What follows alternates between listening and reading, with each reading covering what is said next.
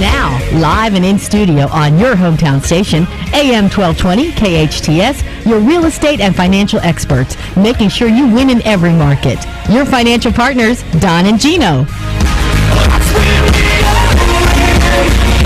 Welcome back. Welcome back.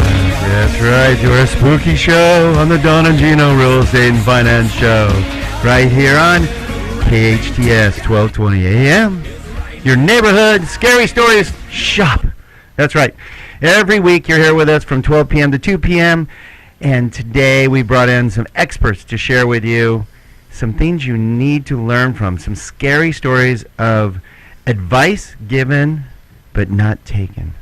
And today we have two perfect guests to help us with that. Mr. Lou Esmond with Esmond Law. Hey, thanks, Joe. Very nice, very appropriate. As you know, Lou Esmond is our financial attorney and good friend of ours, and just a dynamic man in helping people out, because a lot of people are afraid of bankruptcy attorneys, and Lou is not that man. He's the man that has helped many of our clients and helped us a lot and give you a lot of advice on the radio. But today we have Lou sharing some stories. And like I said, Lou has a head start. He's a bankruptcy specialist. Stories every day. I am the emergency room surgeon of the economy. That's true. That's true. You don't have to wait till somebody books an appointment. They just show up going, help! Yeah, without anesthesia. No, they come into the office. I say, it's really good to see you. It's not good to see you. Yeah. But when they're done, we're going to tell a happy story, because a lot of times, most that we have talked to Mr. Lou, or your bankruptcy specialist, at the end you go, oh, wow, I escaped the boogeyman. And not too many people do, but Lou helps you escape. And if you want to know who the other excellent voice that you probably recognize, Mr. Steve Korn, owner of New Hall Escrow, one of our co-hosts and good friend. Welcome aboard, Stevie. Nice to be here, Don. Look at he's going to be scary. He's practicing. I got to get my lurch voice going. And what's cool is they've joined us here in the vault. That's right, our custom studios right here at Cherry Creek Mortgage. We want to thank for sponsoring our show every week, giving us an opportunity to share with you what you need to know, want to know, and have to know to guide you to personal financial wellness. And this Halloween is no different. Right, Gino?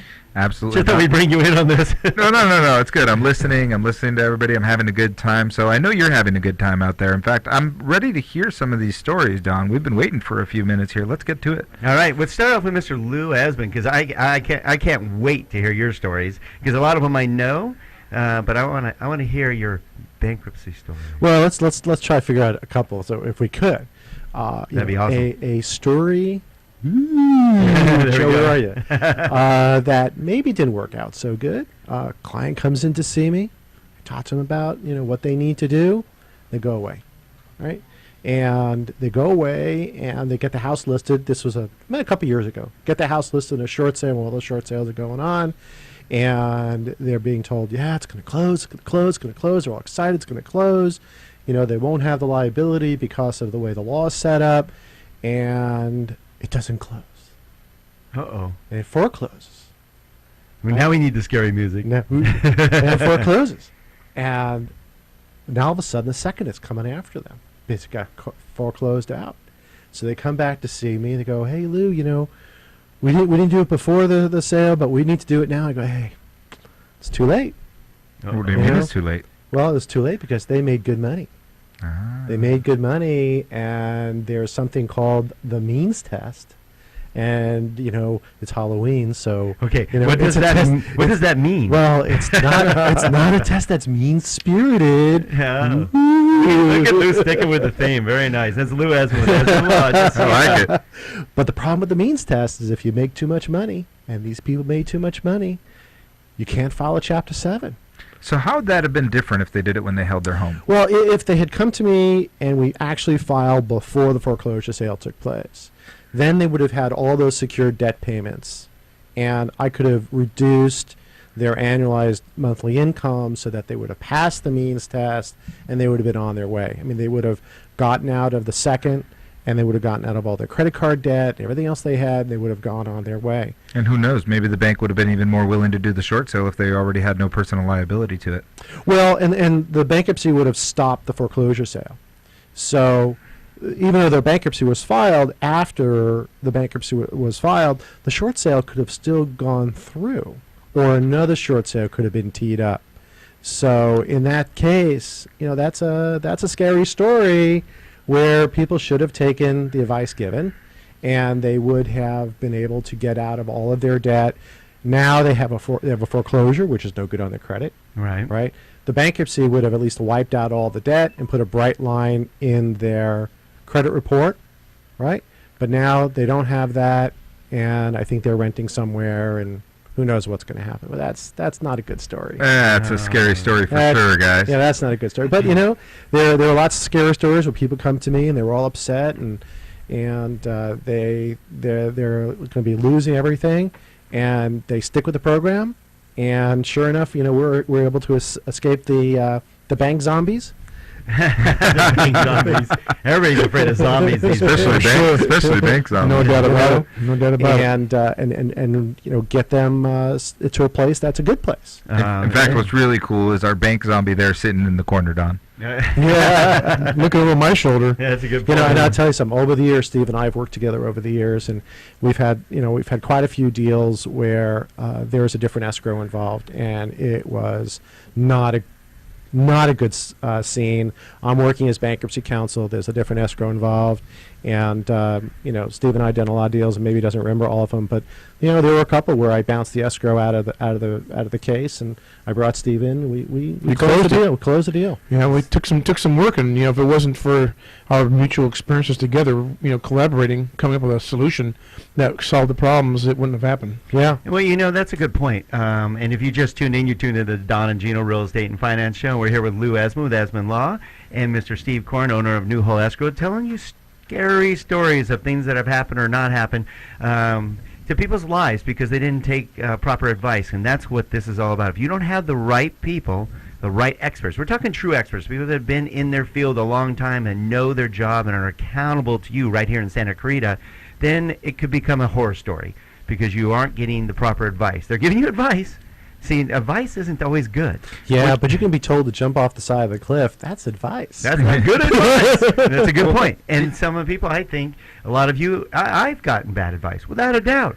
You should definitely invest in this. Yeah. Well, you know what? We talk about this all the time. The cost of bad advice is just astronomical. And, a lot of times, Steve, I'm going to bring you in on this, people think that an escrow is an escrow. It doesn't matter. Why would you possibly need someone else? Why would you pay an extra $100 or some minimal amount? Because there's not a huge discrepancy between the cost of escrows. But a lot of times people don't realize they have a choice. So tell us a scary story that you've seen on the escrow side. Well, I got a perfect one for you right along those lines because it was my experience in years in business that gave me the ability to give this person some advice that I'll tell you the story about right now. So I've got this family, a typical situation, properties in Antelope Valley, elderly mom is holding title, husband's passed away, has a son who's in his 60s, he's a professional, and mom's, reaching that time of her life when, the obvious is going to happen. She's going to pass. So the another family member calls, who's in our business, says, "Hey, call Steve Korn and have him do a deed putting you on title because if grandma passes away, we want the property to be covered and all this stuff." And so I got a call from the son and tells me what he wants to do. And I said, tell me a little bit more about your mom's estate. And he did. And bottom line is, what most people think they should be doing, which was go to Staples, get a deed, add another person in the family to title the property. My direction was stop, do not pass go, and don't collect $200. Go immediately to, I gave my trusted advisor, trust tax attorney, and I got a call 2 days later saying, thank you. Yeah. You saved my mother's estate over $200,000 Wow. by forcing me to contact your referral and not doing what I asked you to do. And pay a little bit of money. That's right. Yeah, he got Pay a little bit of money to Yep. save a whole lot of money. I got chills, man. That was a spooky story. Yeah. It's amazing, the old adage, penny wise and pound foolish. Oh, yeah, I see it all the time. I get people calling me all the time thinking that they're going to transfer title to a piece of property and not go through the motions. So it's just a $90,000. It doesn't matter if it's $5. You got to go through the motions to do it right. Well, I'll tell you, in the last month, I've had about a half a dozen people call me who had come to see me the last couple of years. They call me and they go, "Oh, I went to see someone else, and my case is all messed up. Yep. Can you help me out?" Yeah. And then they want you to bail them out. Well, yeah. What do you mean you're going to charge me for that? I'm like, you already paid someone else, and I got to fix it. And if I fix it, this is what's going to happen. When it comes to title issues for our listeners, our community has been long established, and we have a rich history in what we call horse trading out here, where people just free-willing transfer title to a piece of property to somebody else because of a handshake or a deal without going through the proper motions of getting advice and counsel. I just please don't do that. Even if you think it's the right thing to do, contact a professional. Great advice from great experts. We got more great advice and horror stories from the Don and Gino Real Estate and Finance Show. You do not want to miss them. We'll be right back. From a slab began to rise, and suddenly